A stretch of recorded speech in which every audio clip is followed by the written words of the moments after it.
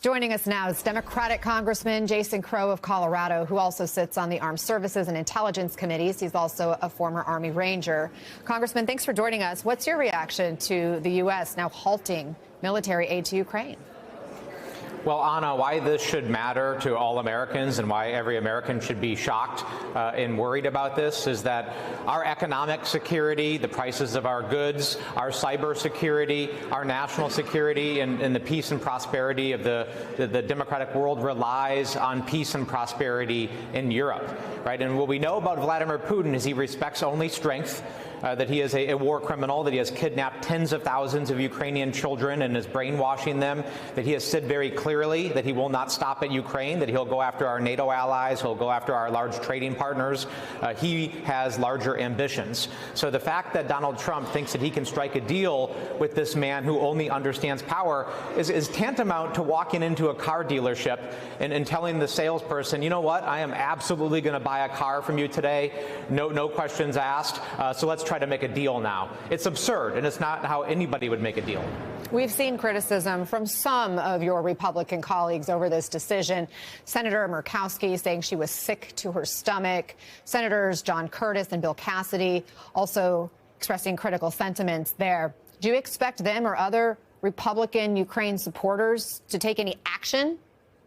No, I've come to expect nothing from them because then I won't be disappointed like I constantly am year after year for people to stand up and push back against Donald Trump and show some independence, right? We just need independence. As a member of Congress, it's your job, your constitutional obligation to be independent and to push back against the president, regardless of who that is. I did the same under the Biden administration. When I disagreed with President Biden, I was vocal about that. That is our constitutional obligation. We need more of it. Unfortunately, there's very, very little of that to go around right now. And the same people, as your prior segment pointed out, who were up in arms criticizing President Biden about slow support for Ukraine, not enough support for Ukraine, those folks are largely silent now, and it's pretty shocking.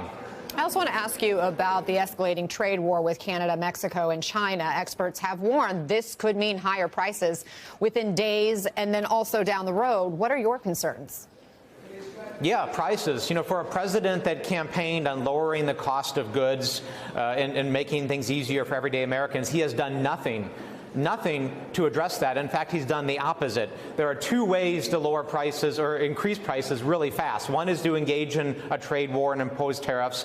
The other is to threaten to deport vast swaths of our workforce. You know, in Colorado, 40% of our construction laborers and construction workforce are immigrants. Right? And what I'm hearing from my business is folks are not showing up to work anymore. They're having to shutter restaurants. They can't complete jobs. You know, he is taking a cutting blade to our economy, and it's going to get much worse. Obviously, the stock market is a reflection of that, but people see every day when I go to buy groceries now, it just keeps on going up week after week after week.